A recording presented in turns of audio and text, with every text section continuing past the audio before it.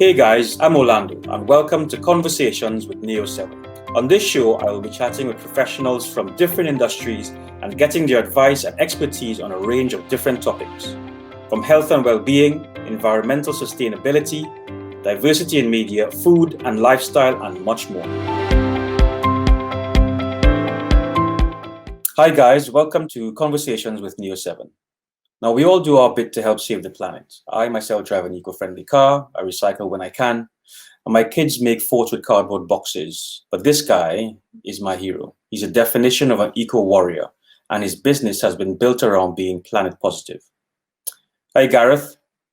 How are you doing today? Good morning, Orlando. Yeah, very good. Thank you. Thank you very much for the kind words. It's very humbling. No problem. Thanks for joining me today. I know you very well, Gareth.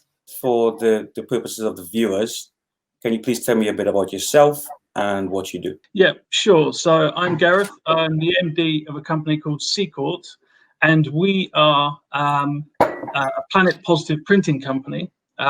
In fact, Seacourt is the highest scoring B Corp planet positive printing company on the planet. And we print materials that actually do more good for the environment than they consume. So we're a net positive business. How long have you guys been doing this? The business is a grand old lady of a business. We're no startup. It was set up in 1946, believe it or not. But actually, it's only in the last 24 years that we've understood how damaging the environment printing is for the environment, and why we've made our focus on being a sustainability champion. Okay. Now, is this something that sustainability itself, is this something that you champion yourself in your personal life? Yeah, absolutely. So I've been doing this for a long time, in excess of 20 years. And you, the same as you, Orlando, when you understand something, you become more passionate about it. And, I too drive an electric car, and my house is run on renewable energy. We recycle everything. So it's not just at work where my passion for sustainability ends. It's pretty much how I like to live my life and choose to spend my money on things that really try and do good. Excellent, thank you. Well, why is it important to be environmentally friendly? So we're all becoming more aware of our environment, we as society, and we're just running through resources quicker than we ought to be. We're running through the planet's resources that 3 to 1. So we're out-consuming the planet's resources in the UK 3 to 1. The US are out-consuming resources 5 to 1. We don't have 5 planets. We don't have 3 planets. We only have 1 planet. So we really have to be mindful about the resources that we're using. And also, if we go past the 1.5 degrees, which we will, it's not a case of if, it's a case of when, we will go past the 1.5 degrees. We are heating the planet up. And this is going to have some significant implications for society as a whole. And you know what's really troubling, Orlando, is that it's the most vulnerable in society that will be hit hardest from climate change. So it's a huge topic that we as society really need to get to grips with. Gotcha. So what advice would you give, businesses who not only just printing companies, but companies in general who want to actually get on and do their bit for sustainability and the environment? Yeah, so sustainability is no longer an interesting add-on to any business. It needs to form a cornerstone of business. All businesses need to work to a triple bottom line business model, which considers the environment and society as well as profits. Because if you don't, then your customers are soon going to see through the fact that you're not a responsible business, and they're going to choose to work with someone who is. It goes back to us, like I say, as society, understanding more and more that, there's options out there, and everything that we do, we can choose to buy local produce, we can choose to have local holidays, we can choose to run our houses on renewable energy, we can choose to not jump on a plane but jump on a train and go down the coast, and it's all about consumer choice. And as we move forward and the millennials come through, and our children, they're all understanding more and more so than us, that sustainability is fundamentally vital for the long-term success of us all, of society. So for businesses that don't have a plan, that don't understand sustainability, guys, you're not going to be around for too much longer, because people will not support you. Yeah, totally agree.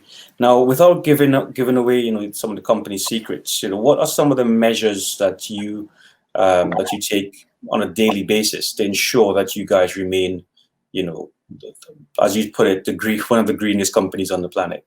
A lot of the things that we do sort of are ticking along in the background.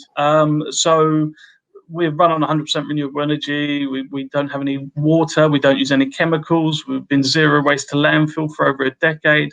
We're carbon negative, which means that we give back more carbon than we consume. There's so many things that we do. But to anyone that's sort of wanting to do more, what I would say is a little of something is better than a lot of nothing. And so there is no silver bullet as far as sustainability goes. There are only incremental steps that we all as individuals and all as businesses can take.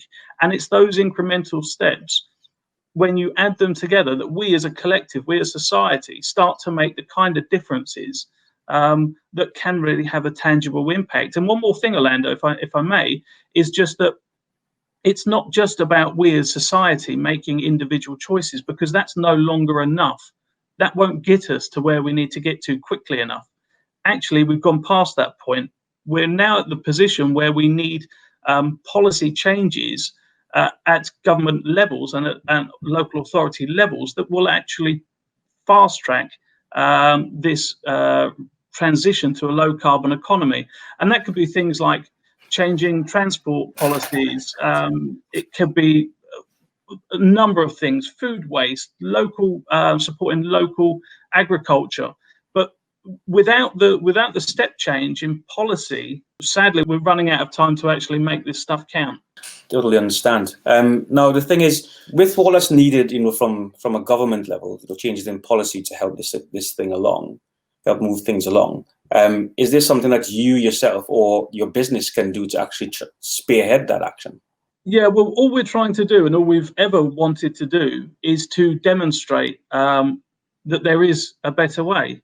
You can run a sustainable business. You're not sacrificing quality. You're not compromising anything for your clients. In actual fact, far from it. So we just want to be seen as an exemplar of how business can be a force for good. And that sort of brings me into the B Corp, where we've just become the highest certified B Corp in the world. Can you tell me a bit more about B Corp and what that entails? Yeah, so B Corp is a really, really exciting movement, which I believe is something that has the ability to drive real change. So a B Corp is a benefit corporation. It's a movement that came out of the US, started about 13 years ago, I think. There's now 3,500 companies worldwide. There's 300 companies in the UK that are B Corp certified. And ultimately, what B Corp stand for is being responsible businesses that put the environment and society alongside profits. And so the businesses that strive to be a force for positive change.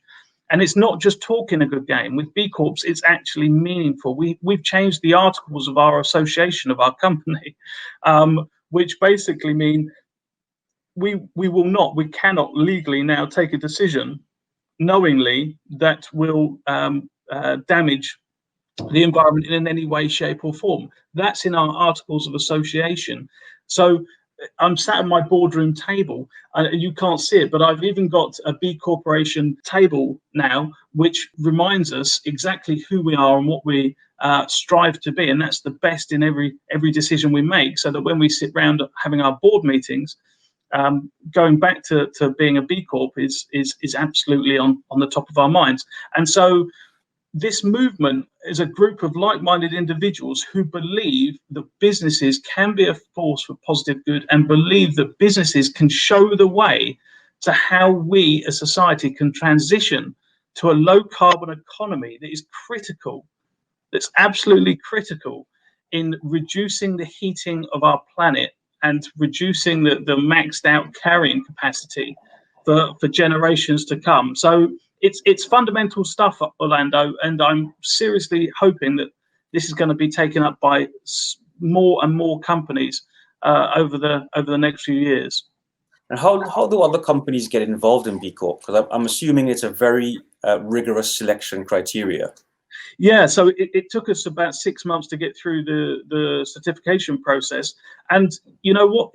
That's reassuring. You know, it's not a problem. It's actually a very good thing because it's meaningful. They look at absolutely everything. They look in all the corners of the business. They look under the tables and under the desks. They look at everything. And you know what? I'm happy with that because it ensures absolute transparency. That we as a business are doing exactly what we say we're doing, and that is that we're making a positive impact. And so it is a significant piece of work to take on, but at the same token, the benefits far outweigh the efforts involved, because what this means is that all your customers, all your stakeholders, everyone can have absolute confidence in who you are as a business, what you stand for, and the fact that what you're saying is absolutely categorically accurate in terms of all that you do. So for us, you know, it was an absolute perfect alignment of a certification we were looking for that completely supported our values as to how we think businesses ought to be run. You know, I love hearing the passion in your voice when you speak about, you know, what you guys are doing and the effects it's having, or lessening the effects of on the environment. The whole thing that underpins it is that you as a business want to do more good. You want to be a force for positive change, and that's both socially and environmentally. How you're looking after your community, how you're putting more back, how you're looking after all your stakeholders, how you're giving the environmental impact of your business as much respect as the financial bottom line. And so you are, in effect, it's the next extension of a triple bottom line business where you're talking about society, the environment, and profits. And that's really critical, where you become a values-based business. Transition to a values-based business is the thing that will help make things significantly better for us all. And what about your supply chain? So my assumption is that, you know, every part of your business, from including your supply chain, will have some level of sustainability or environmental impact. That's it. Thanks for helping me along there. Yeah, they'll have some sort of certain level of environmental impact, and how, you know, a selection criteria for working with them. Right, that's absolutely right, Orlando. So we, on our way to becoming net positive, we have a factory here in Oxford that we got to the point of being neutral, carbon neutral in our impact. And then we said, okay, we need to look at our supply chain to take care of our supply chain. And what we did is that we mapped the entire carbon impact of our supply chain, our paper, our printing ink suppliers, our plate suppliers, and we actually took responsibility. We took carbon ownership of our entire supply chain. And what that actually means now is that when we print something, everything is net positive because we've taken the carbon ownership of the production in its entirety. And so 95% of the carbon impact of what we did was actually in our supply chain. 95%, you know, it's huge. And so looking at your supply chain as any organization is such a huge environmental win for any business. So yeah, looking at your suppliers is absolutely a go-to position. Now, in recent times, and we're still going through it now, obviously, the pandemic. Has the pandemic affected how business functions at this point in time? Yeah, the pandemic for us has been the same as, you know, the vast majority of companies. It's created challenging conditions. Business has, as we knew it, has changed significantly. And it just, there's no shortcut. It is what it is, and we just have to roll our sleeves up and push forward, and believe that the green shoots are there, and we all are adjusting to live with COVID, because it's going to be a while before the vaccine is in place to to eradicate completely. So it's been challenging times, and yeah, roll on 2021, to be honest. Just coming back to the how things are being challenged with the pandemic and more people choosing to go online, has that put forward any changes in strategy from yourselves as to how you should take the business forward? Yeah, so online is always is obviously a great communication channel, but it's a case of for all people, it's a case of selecting the right mix of how we communicate. And what we're actually seeing is that we're having much further conversations with regard to direct mail and actually going back into how we communicate, because there's so much white noise online. And it's a case of how we actually effectively reaching those people that want to be reached, our customers and our potential customers. I've been doing marketing for quite a number of years now, and I've been hearing for a very, very long time that print is dying. Being the MD of a print company, does that give you any fear that the future is a bit bleak for print? Not at all. Like I said, there are lots of different communication channels, and all of them have a specific purpose. With print, we are absolutely changing the way that we use print. We're no longer producing hundreds of thousands of the same message. We're actually looking at, with the use of data, we're looking at much more one-to-one marketing. And that's still print-based. It's just printed in a different way. And so you just have more tools at your disposal in terms of how we can effectively reach our clients' clients. So no, I'm completely happy that I'm the MD of a printing company, and you know what, I'm really happy that I'm the MD of the world's most sustainable printing company, and that we are absolutely showing that print can, and it truly can be, the most sustainable mass communication channel when done in the right way. So yeah, I'm very positive about where things are. Brilliant. That's an amazing accolade for Seacourt, and I know that's one of the multiple awards that you've won over the years. I think you've visited the Queen a number of times as well. Yeah. So we've been lucky enough to be recognised by the Queen with 3 Queen's Awards for sustainable development over the last 10 years, which is fantastic. And we were also recognised by the European Union as the most sustainable SME in Europe in 2017. These are not printing awards. This is business awards, which is really matters to us because we're a sustainability company. We just so happen to print things. A nice description there. So what's next for Seacourt? Next is just continuing the work that we're doing and continuing to engage with people and showing them that there is a better way, that we can help and print anything that they need us to do, but in a way that actually enhances our environment. Like I said, we're a net positive business, and that means that our planet positive printing, every time we print something, is going in to support campaigns. So the 2 big campaigns that we support are that we're safeguarding 86,000 hectares of endangered Amazonian rainforest, and we're also reforesting a further 1,200 hectares of deforested rainforest in the Amazon basin. And the third part of this is that we're supporting 50 indigenous population, where they've created a cooperative and they're growing acai, the new superberry, which is created social mobility. So every time we print something for any of our clients, what we're actually doing is we are directly supporting the carbon capacity of the planet, and we're actually putting back more into the system than we're taking out. And so that's planet positive printing. And what we want to do is we want to do more of it. We want to do more of it for more people, and we want to get more people sort of understanding, what, this really does sound quite a sensible idea. We'd like to be a part of it. What advice would you give businesses now to do their part for the environment? You have to love what you do, Orlando. You really do. If you love what you do and you start to fundamentally believe in that you are able to make a change, even the smallest of change, it feels good. It feels good to do the right thing. And this feeling of achievement and satisfaction will only grow. as you continue to implement more and more policies into your business, which do have a positive impact. And don't forget, people think it's only me, I'm not going to have any impact. But I would counter that with the only thing that does have an impact is all that we do.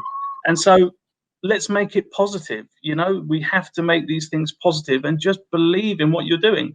I love doing what I do because I'm passionate about it, because I totally get it and understand it, and the same with the rest of the team. So yeah, believe that your actions make a difference, good or bad. So let's make them good. Brilliant. Thanks so much for taking the time to speak with me today, Gareth. You guys are doing an amazing job. You know, I'm looking forward to continue to seeing the things that you guys do in the future. And you've actually inspired me to do a bit more within my company for the environment and sustainability. Thanks again. Perfect. Thanks, Orlando.